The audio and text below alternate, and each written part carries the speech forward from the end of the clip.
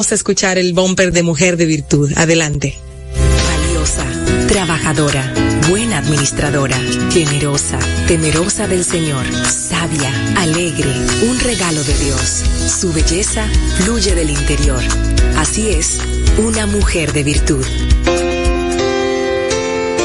Una mujer de virtud está con nosotros en este momento, compartiendo como cada semana, cada jueves que nos acompaña Indira Cid con nosotros hoy. Una pregunta: ¿qué es un discipulado y cuáles son las implicaciones del mismo? Bienvenida, querida Indira. Dios bendiga, feliz de estar con ustedes como siempre, Yadi, te mando un beso, espero que todo siga saliendo bien y nos vemos mañana el sábado, Ay, porque sí, vamos a estar ahí. Ay, gracias. Mira, una de las labores que define la palabra como la gran comisión en la Biblia está descrita y fue dada por Jesús como un mandamiento para discipular a los creyentes de todas las naciones, y esto está establecido en Mateo 28, versículos 19 al 20. Entonces, el discipulado cristiano es ayudar a otros a seguir a Cristo de acuerdo a las instrucciones que la Biblia establece. Y esto implica ser un instrumento en las manos de Dios que busca ver la vida de Jesús, de Jesucristo, reproducida, o sea, el poder del Espíritu Santo manifestándose en la vida de las demás personas. Entonces, nuestro querido apóstol Pablo en Gálatas 4:16, él decía: hijos míos, por quienes de nuevo sufro dolores de parto hasta que Cristo sea formado en ustedes. El apóstol Pablo escribió su carta a los Gálatas con un tono de preocupación, pero también de amor como advertencia y un poquito de indignación. Y esto se debía a que esos falsos maestros que habían en esa época, como los hay hoy día también, estaban persuadiendo a esos cristianos nuevos, convertidos bajo esas predicaciones que Pablo hacía, a que abandonaran las creencias del Evangelio de la Gracia por un mensaje falso basado en fe por obras. Y eso tú sabes que lo vemos hoy día. Mientras más yo quiero hacer, creo que estoy más cerca, y ya hemos conversado que no es lo real. El discipulado implica varias verdades, son 4.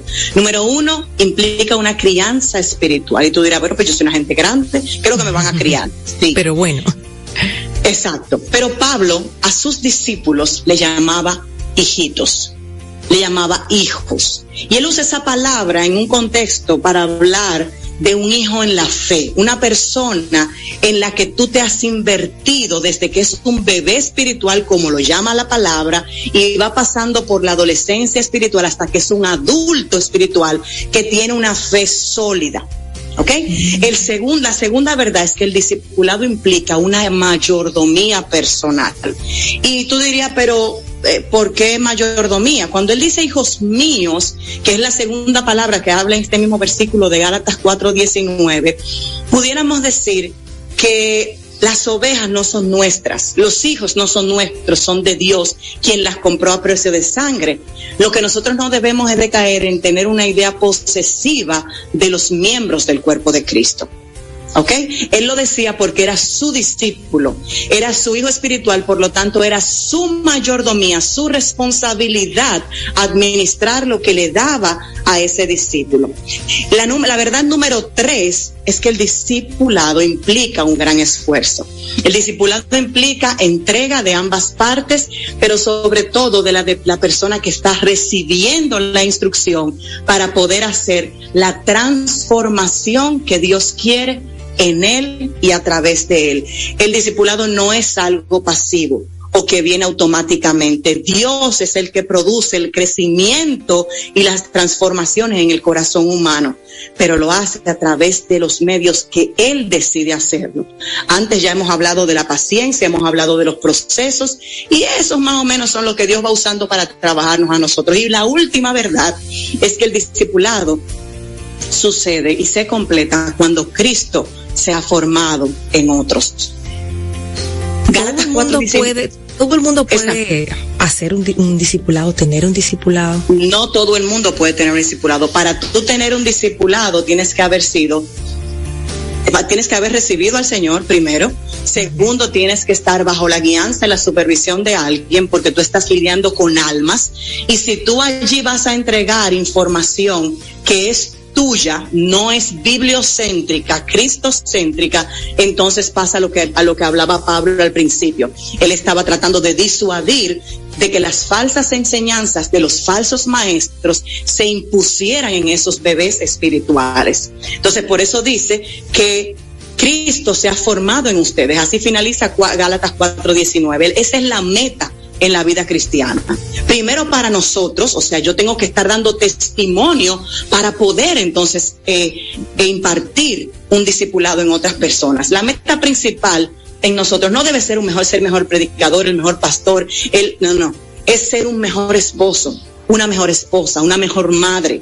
La meta suprema de todo cristiano es la vida de Cristo reproducida en nosotros como ejemplo, que la casa de nosotros hable del orden, hable del amor, hable del perdón, y de esa manera nosotros poder traducir en otras personas eso mismo. Y no es que sea simplemente que los creyentes tengan conocimiento, porque con conocimiento no se va a ningún lugar, sino que sirvan en ciertas posiciones, tengan ciertas habilidades, estudien ciertas cosas que les va a hacer permanecer fuertes cuando lleguen las tormentas. Y eso solamente lo da la palabra, Yadira. Y requiere de una gran responsabilidad, mi querida Indira. Tú que llevas uno, porque ahora escuchándote hablar, entiendo, y viendo tu accionar, tú llevas un discipulado. Es correcto. ¿Qué te ha costado? ¿Qué te ha enseñado? Mira, nosotros llevamos discipulados incluso en diferentes niveles, porque quien es un bebé espiritual no aprende lo mismo que aprende quien ya es un adulto espiritual. El bebé espiritual, dice la palabra, que le vamos a dar leche, así mismo como tú hablabas ahorita de lo que Jenny enseña. Vamos a amamantarlo espiritualmente, dándole lechita, dándole a veces papilla y probando, pero ya el adulto espiritual, la palabra establece que le tenemos que dar vianda, alimento sólido, el alimento fuerte, robusto, y es lo mismo. Son muchos los retos, porque no todo el mundo quiere hacer la transformación, hay gente que se queda en el camino, pero nosotros hemos aprendido que quien se queda en la carrera de amar al Señor y abrazar sus leyes, abrazar sus verdades, ciertamente su vida se transforma para siempre y los frutos no se hacen esperar. Amén. Gracias, querida Indira, por traernos siempre temas interesantes y que nos despiertan la curiosidad y nos responden también dudas y de cosas que a veces vemos y de repente no entendemos, y tú traes aquí la luz. Gracias por eso. ¿Dónde podemos encontrar más información, conectar también con todo el trabajo hermoso que estás haciendo desde tu posición, desde tu discipulado?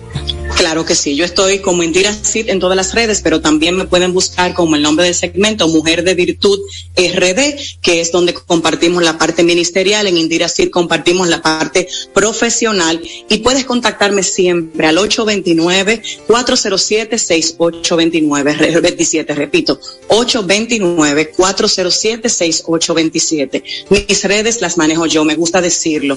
Lo que tengas que escribirme a manera personal, a manera confidencial, oración, alguna situación que estés viviendo, yo te voy a contestar, yo te voy a estar ahí, no es otra persona que maneja mis redes, así que ten la entera confianza de escribirme, que yo te voy a ayudar. Eso nos consta. Gracias por eso, Indira, y por un abrazo.